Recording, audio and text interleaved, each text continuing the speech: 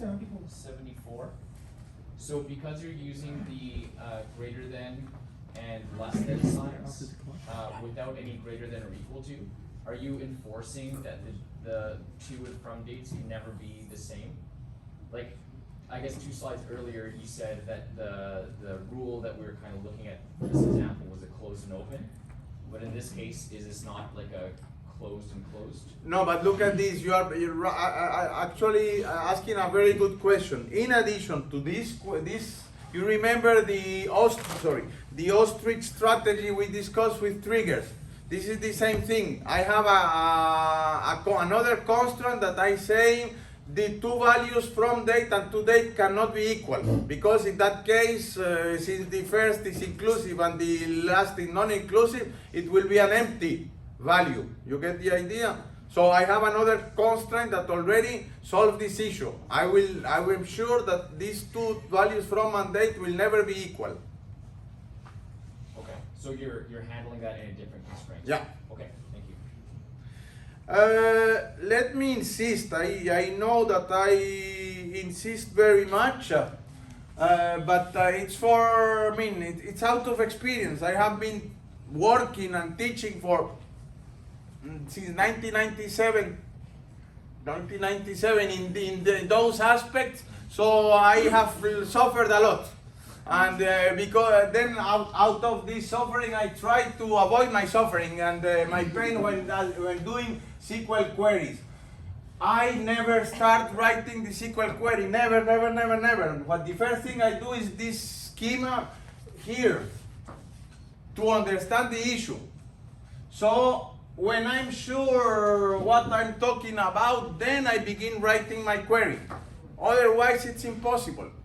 So I need to enumerate all possible cases. You will see all through this course these kind of diagrams all over the place. All this.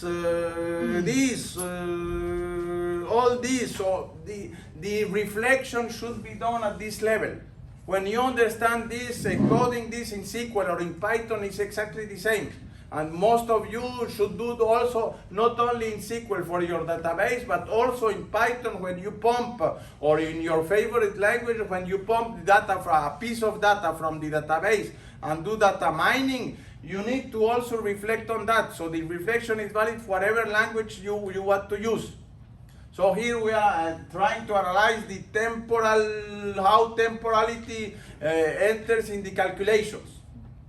So again, now we are going to envision referential integrity. So we need to investigate what are the possible cases.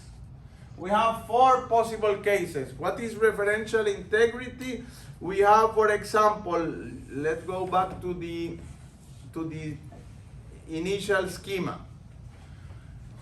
So forget temporal aspects. What referential integrity you will have here in these 4 tables? The foreign keys, but explicitly tell me from which table to which table.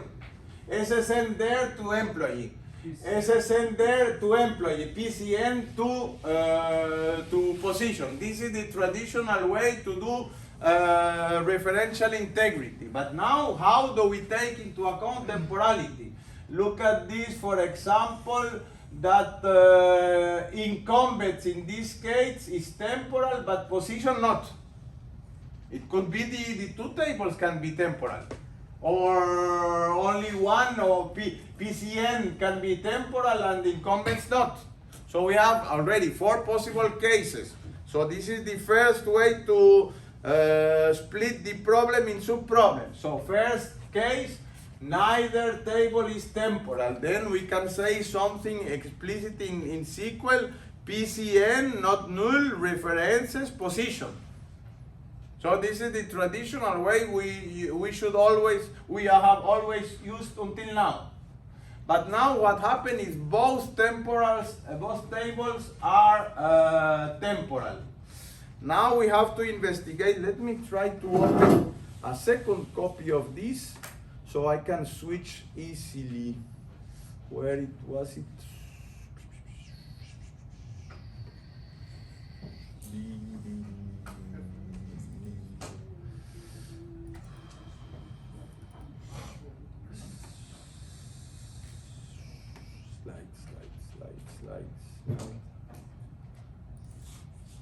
Yes, I will have, no, not a copy, not this one, Control W, Control C, Control V. So now I have two copies so I can switch from one to the next.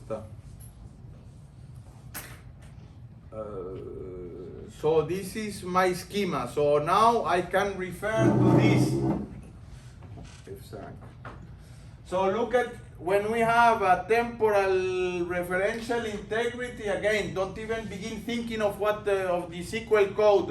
Let's try to understand. Now we have position, which is not as is stated there, but we have PCN, job title, from date and to date. What are the possible interpretations of referential integrity between PCN there in incumbents to PCN there, but talk it from a manager perspective? What are the business possibilities, so the business rules that can apply? What does it mean?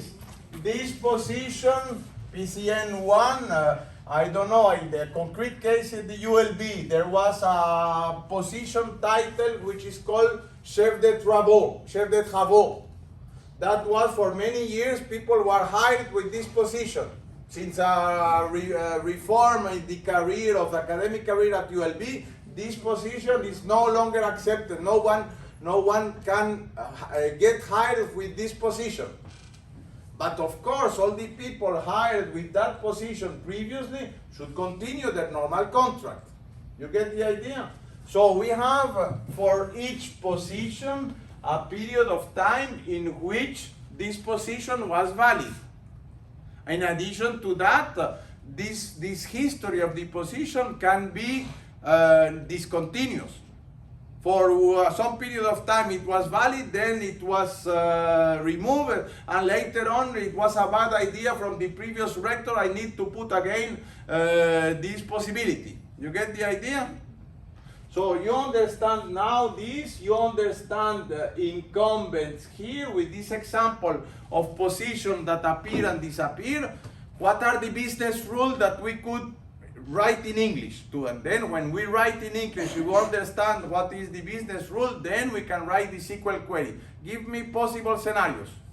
Hiring, firing, you know, all these things in application terms. What are the rules I need to comply with? Yes? When you hire, the position should have a valid time window, like it should be currently valid. You understand this? We have a new employee, I have to hire him in a position that is currently valid. When we fire him, we don't need to look because. Good. Other business rules. What happened with the previous guys that were hired in a position that is closed now?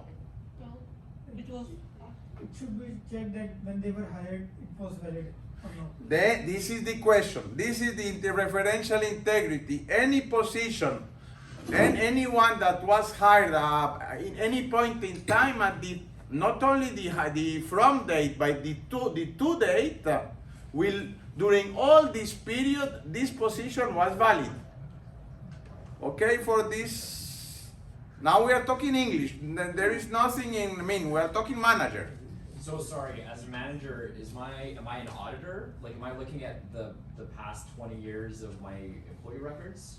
Okay, because I'm sorry, I keep getting lost, as in, like, are we talking about historical time or are we talking about current time? I think it'd be helpful to, like, anchor the fact that I'm talking about the last 20 years of my employee history. Now I understand that I'm auditing my company, and that's my business issues that I'm dealing with. The idea is the rules evolve in time. And this evolution of rules, you need to also take care into the database. So constants that were enforced in the previous time when chef de travaux was a valid position, I cannot change the past, and the guys currently hired at this position should keep their position. But I cannot hire a new employee with that position. So all this should be, so by the way, I'm saying, how do I manage? From now on, this is a good account manager decision. This is a company policy. One possibility is to say, I know that I hired 10 years ago, an employee. Let's put it in concrete terms. So, the chef de travaux was valid from this time to this time. I have some employee one that was hired here. He's still there at the company, but now today, I decided that this company, that this position, chef de travaux, is no longer valid. But this guy continues to work until his retirement on this position. This is one possible scenario. Or I could say, no, another for the same other policy rule, it would say, no, I need to change the contract of this employee because this position is legally invalid because the ministry decided so.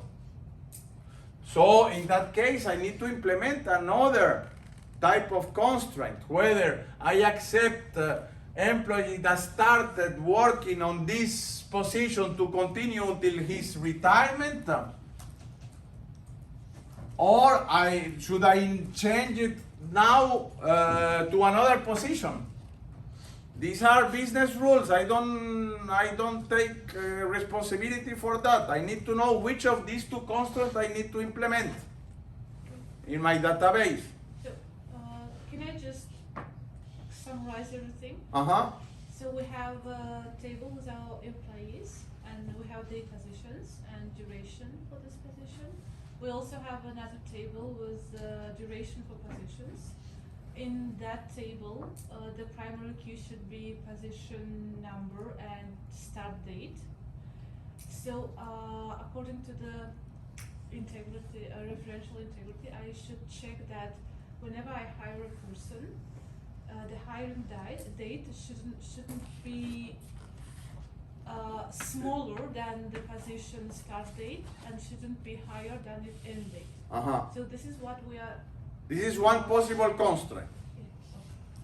Another possible constraint, but it depends on the company policy, is to say every time I have a period in which this employee was chef de travaux, the full period should be included into the time of validity of this position. So I cannot wait until the retirement of this person for change this position. Okay?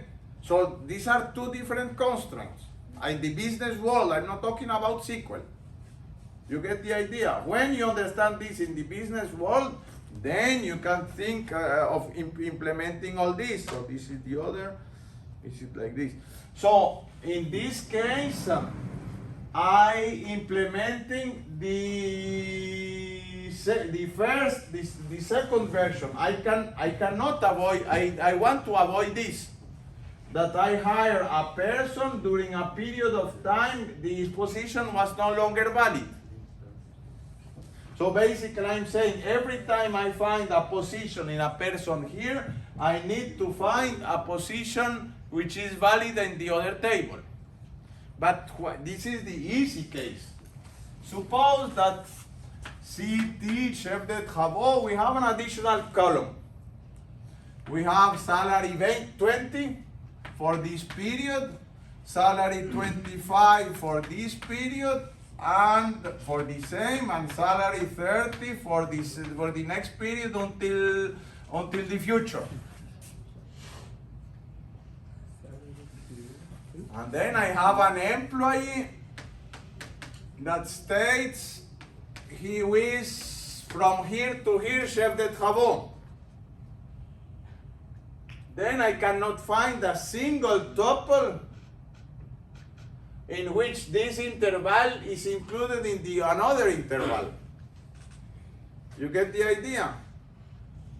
So okay, you have several attributes. The referential integrity concerns this column, but there are other columns in the table, like for example salary scale. And therefore, you need to do a temporal projection to understand that this is the validity of the full temporal period for chef de travaux independently of the salary. And then when you do this accumulation of intervals, yes, you can find that this is included and this is okay. But you don't have this information in a single tuple. You can have as many tuples in chains that are with or without holes. You get the idea? But checking this is easy, like we just have to check for a constant or like the current date to give us at the time of hiring, is it? But in this case, in the first case, time of hiring is okay, but when you are ensuring that every position is included into the time period in which, independently of the salary, you have the validity of this position, then you need to have a join of all these periods to verify that this is included into the full sequence. So how to do that? Again, this is where all these little a similar schema, we saw it where we saw it at the beginning of the lecture. This is exactly by the same idea. When we do a temporal projection, you remember? So it's the same idea. We need to find one, let's start here. This is, I'm inserting one employee with one position, PCN.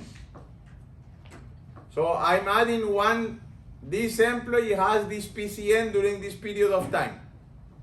I need to ensure that the starting point, I have at least one period in this chain of periods here where the start point exists. I need to have another period where the end point exists for this position. And I need to ensure that there are no holes in between. And how do I ensure that there are no holes in between? See, each time I found something in the middle for the same PCN, I can extend it to the left or to the right. Here I decided to extend it to the right. So I'm sure now that all these, there are no holes, and during all this period of validity in which I want to hire this employee, this position was valid. If you understand this, at this level, the other thing is what you have to the left is just encoding. If exists one incumbent that I'm having, and I cannot find a position like this, then there is an error. Or I cannot have a position like this, there is an error. So this is the third part here. If I found one position here which is called P, look at this, this is the same P here.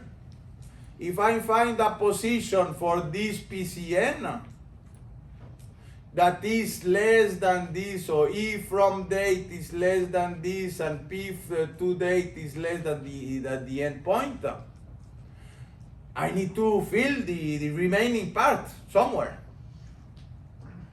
And this remaining part, I need to find another P2 that goes a little bit further.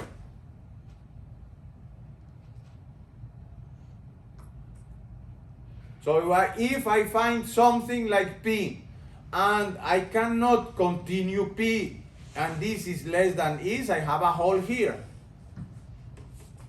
You get the idea? So again, this is complex to understand, to read here. But the idea is that every time you find something in the middle, you need to complete it. You need to have another tuple to complete it.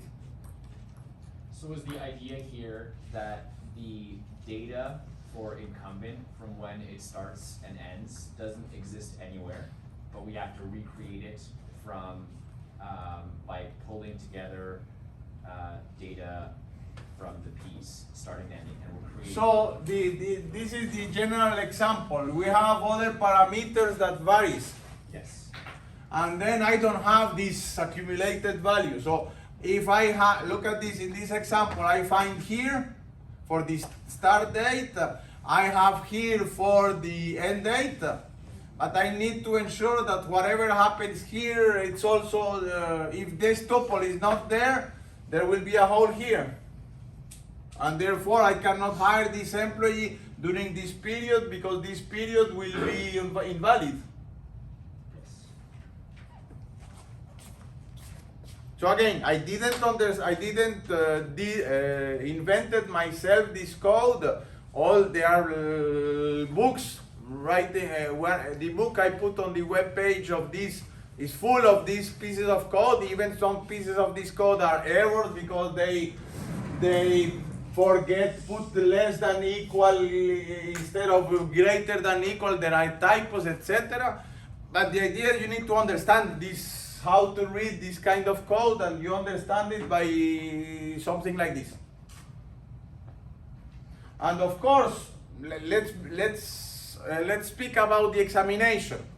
In the examination, typically you have it's an open book, so you have all these pieces of code here and there.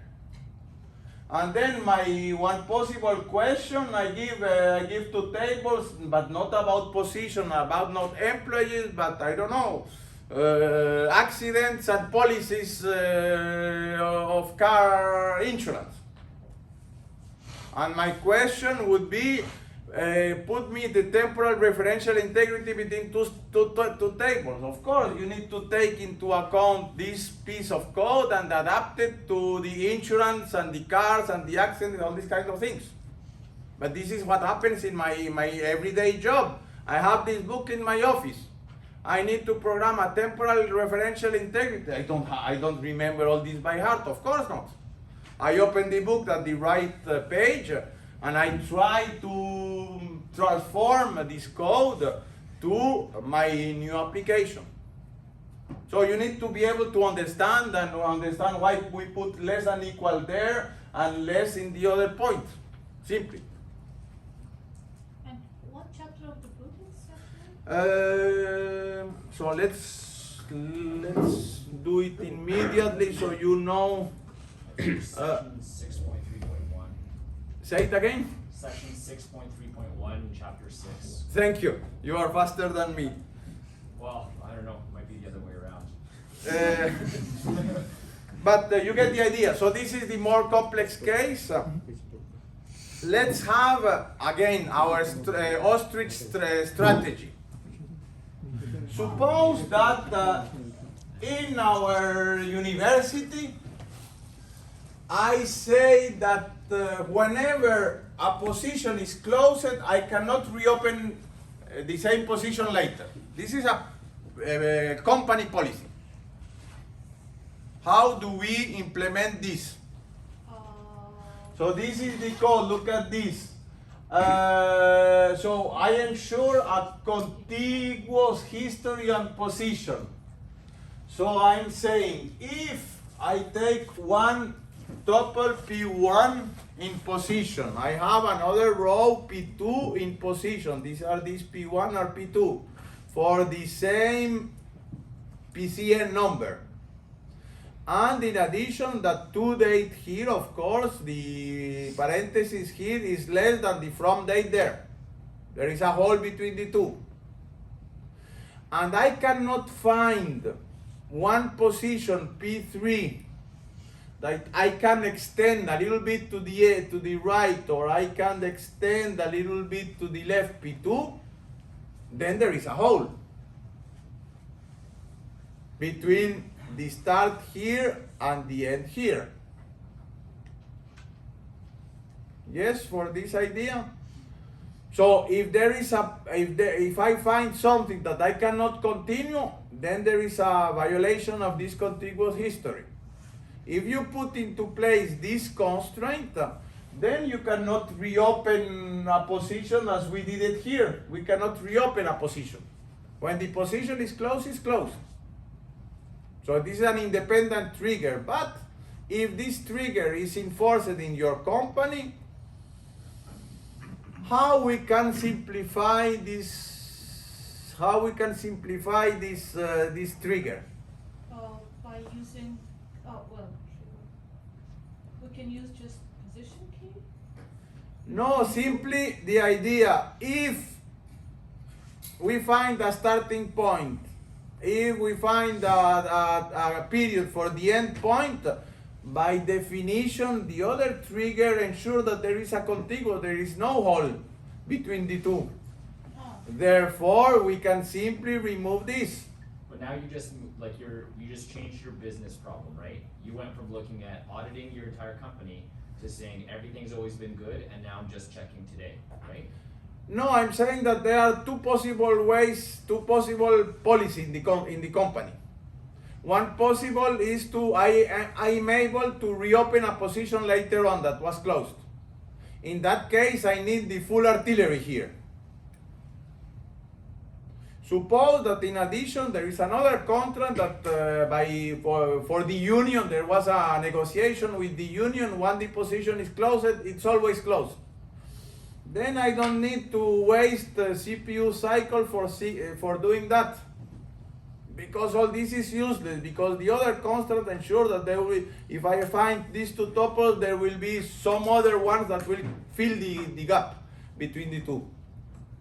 But when you said a simpler way to do this, we're not doing the same thing. No. We are doing, it's a simpler problem to answer. Yeah. Okay. So there are two, I'm just trying to say that all this depends on company policies. Yeah. And then according to, I'm doing some variations of the same theme to understand that you need to adapt for your particular constraint in your organization. So this is the example there where I have only the two parts, removing the third part.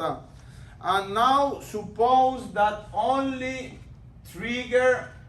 the incumbents is temporal. So in this case, boom, I will come here.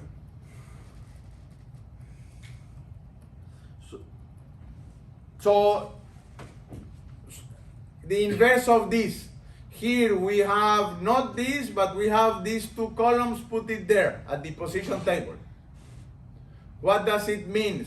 Incumbents has only the current positions. I don't keep history for the old positions, but I nevertheless want to keep the historic history of when a position was open and when a position was closed. Then the trigger is relatively simple, because I'm saying this is a current employee, and with a current position, I just want to be sure that the position is valid now. Get the idea? So again, it depends on what you are trying to implement, what you are trying to implement, what business rule you are trying to implement into your organization. And let me see what time is it to understand whether we can. Yes, we can a little bit. So that was more or less the constraint. You will have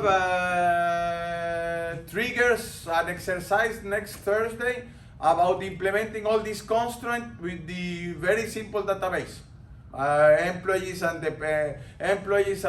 departments and projects. And then you put periods of validity for all these tables, and then you can play around with many different constraints. Question, Andres? Related to the last line in that query, is that date like an arbitrary date to say this is current? Like, this is a marker that depends, unfortunately, on the current DBMS. If I go to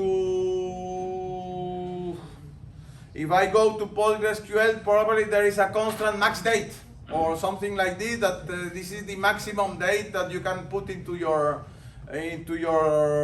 data, the date data type. Typically in SQL standard it will be 9999, but not all of them will accept 9999.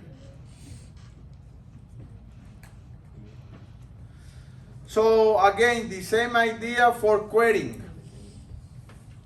The querying, you can ask what is the current salary of John? What will be the history of the current of the salary of John? But doing a compressed history, when as much as you can, you will make the fusion of intervals. Or there are queries when somehow the temporal aspects do not get into play.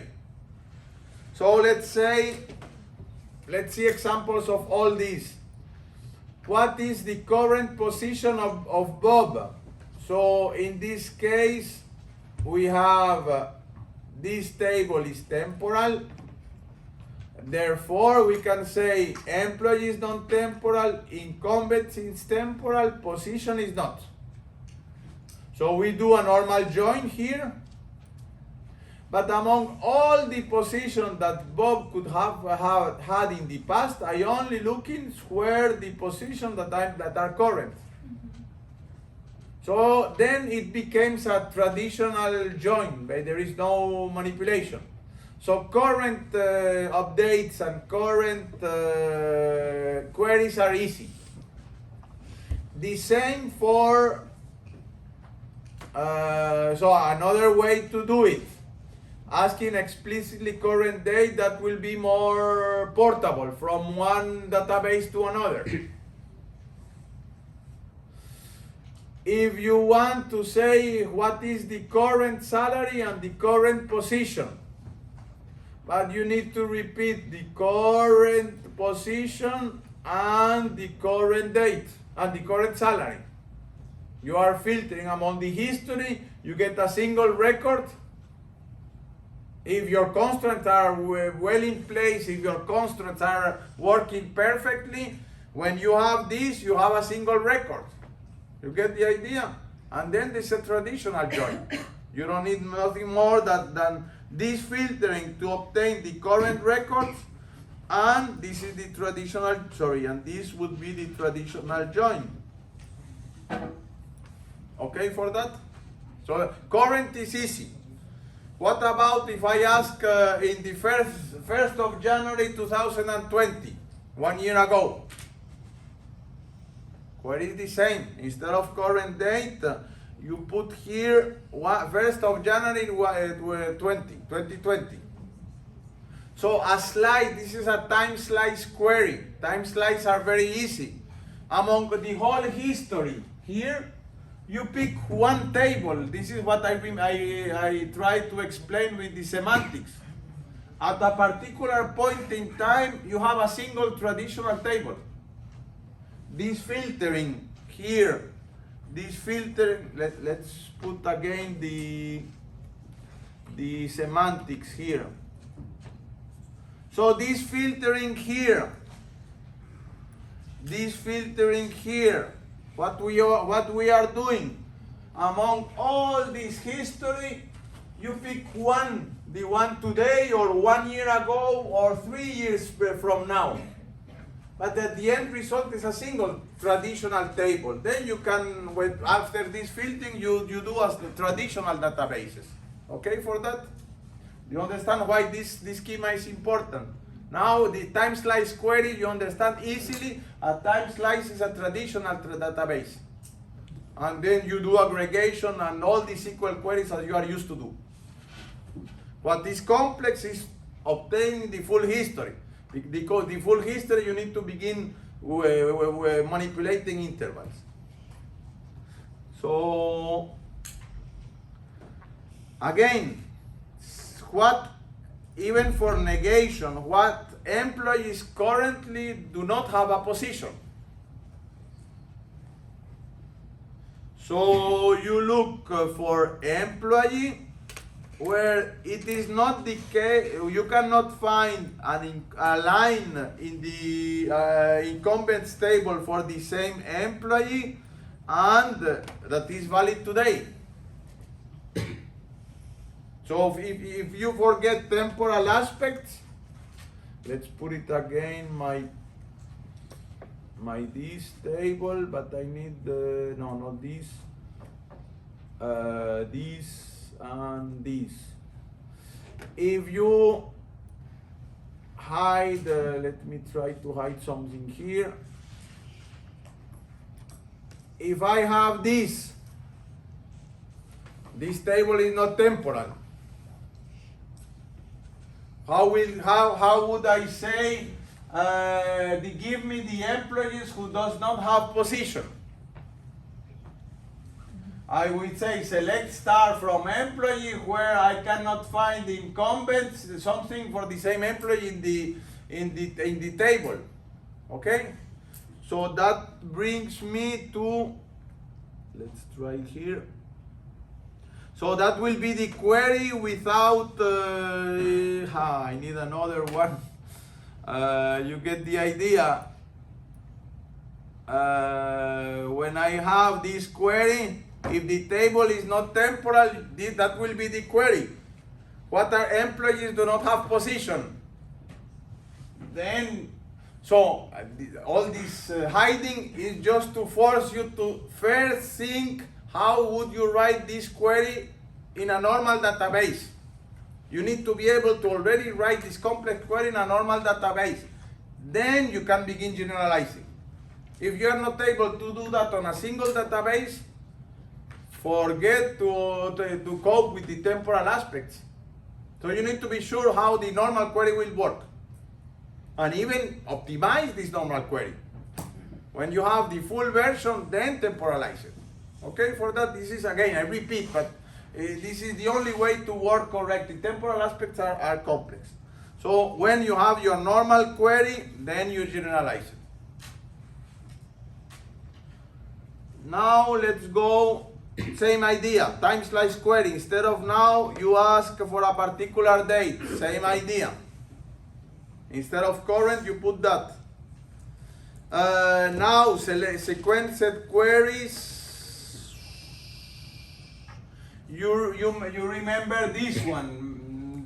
Do you want that we refresh this example now that you understand a little bit better what we are talking about? So suppose this example. Chef de travaux with salary 20 during this period, with salary 25 during this period, with salary 30 with this period. We need to obtain, my rector asked for how long this chef de travaux was valid position at ULB. I need to assemble all these pieces and give him this information. Get the idea? How do I do in a single SQL query? Well, of course, it's not salary. So the same idea, but give me, we suppose, let's go here. Suppose that I don't have a history of when the employee was hired and when the employee was fired. The only history I have is this one. If we assume that if someone was receiving salary at ULB, from all this evolution of salary, we can compute the when he was employed at ULB. So how out of this table, so we need to somehow remove amount here and do a projection and do a fusion of all these intervals for every employee. How do we compute that? Again, I take for a particular employee this first F, a row, this last row, I just call it like this. I will propose to my rector this value for this employee and this value of this employee during this period when he was employee at the ULB. Provided that this, look at this F from date is L to date, so basically this is less than this. And say, for the same employee, and every time I find a salary M, this is no, somehow it's a pity I don't have the same letters, but the idea, every time I find a record for this employee T, yes, the problem is this is a T, it's a typo. So every time I find something in the middle for the same employee, I can complete a little bit to the left the whole, the difference between the starting point and the current tuple I have found. So every time I find a T for the same employee where the from date here is this one, the from date F is less than this T, and the M from date is less than this T, this L to date, I can find a T1 there for the same employee such that T1 from date is less than T from date. This is the first row here. And T2 from date is less than T1 to date. So in English, very simple. Every time I found something in the middle, I can fill the gap a little bit to the left. And if I pick this T, then I need to find another one to the left of this T. And since I can do this for every possible T in the middle, I fill all the gaps by induction. Okay for that? I mean, again, I didn't invent this code. I just copy pasted from the book. At least you need to understand that. And then this is a potential answer, but this potential answer is not necessarily minimal. I need to ensure that I cannot find a T2 that can go a little bit to the left or a little bit to the right. So I would propose this to my rector, first and last value for chef de travaux, provided that I cannot find a row T2 such that for the same employee and that T2 from date, this one, T2 from date is less than F from date and F from date is less than T2 to date. So in that case, I can extend a little bit to the left, or I can find another T2 that I can extend a little bit to the right. The idea is the same. Then I'm sure that during all this period, this employee was working in my company. Okay for that? So what part of this script, like if you come across a tuple that is completely disjointed, as in it's not a little bit to the, like it's not overlapping at all, how do you still capture that is not a gap? What part of your script is capturing that? Say it again, try to... So the way right now that I'm understanding this is that it's going through and it's saying... Suppose that you have, suppose that you have that. Yeah. How do you insert, how do you insert something that's ready? So in that case, I say there is basically I'm catching the gaps. In this case, I cannot find something that fills the gap. Then I will say this employee was... No, sorry, my question is, as you're traversing through this and making comparisons, which part of the script picks something up that's right in the middle of those two existing sections? You understand that these are the red crosses up there. Yes, I mean the problem is that this should be a T, and then if this typo is corrected, this part is trying every time that there is a hole, there is something in the middle, I can fill it to the left. Okay, yeah. Yeah. And the yellow part here is for the maximality of the answer.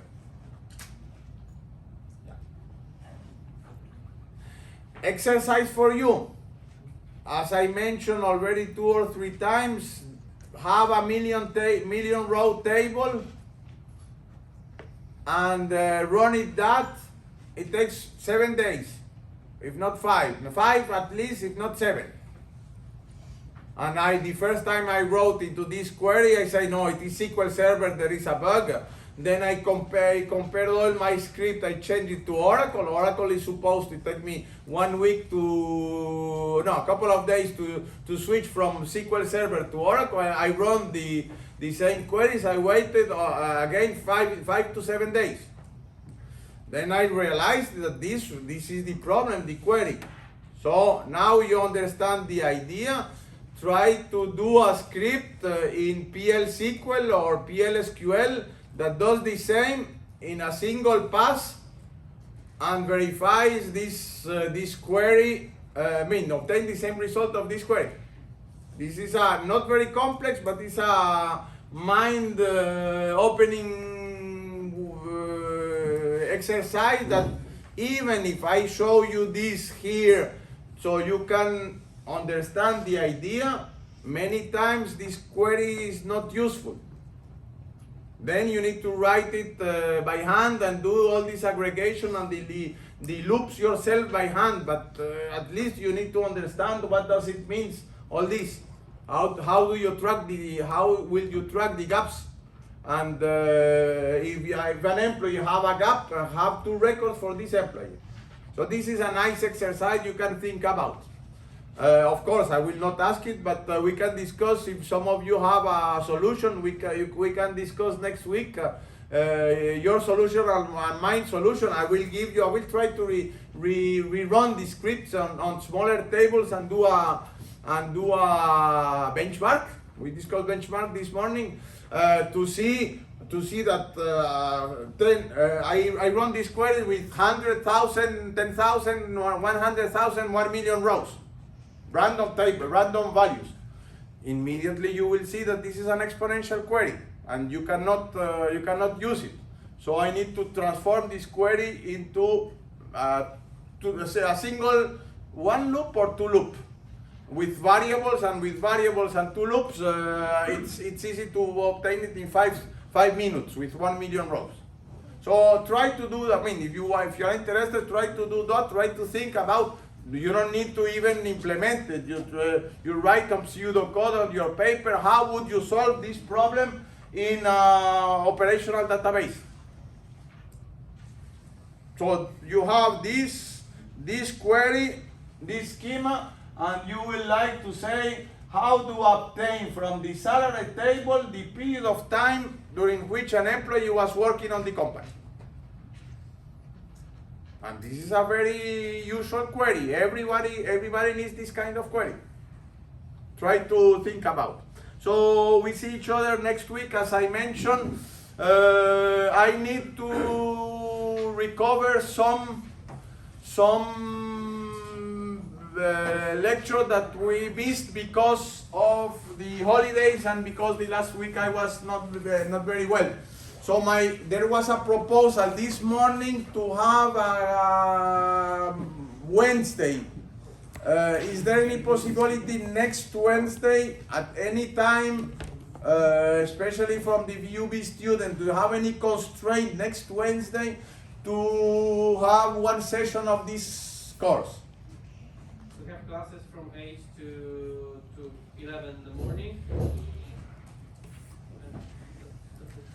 At 2 p.m. You have problem at 2 p.m. French classes? Yeah, it has to be Next week, I think there's no French class. Sorry? on Wednesday. Yeah, I don't know. Oh yeah. The French class We from can, 1:30 Yeah, it's to okay. 3:30. Yes, it's okay. It's okay. So at 2.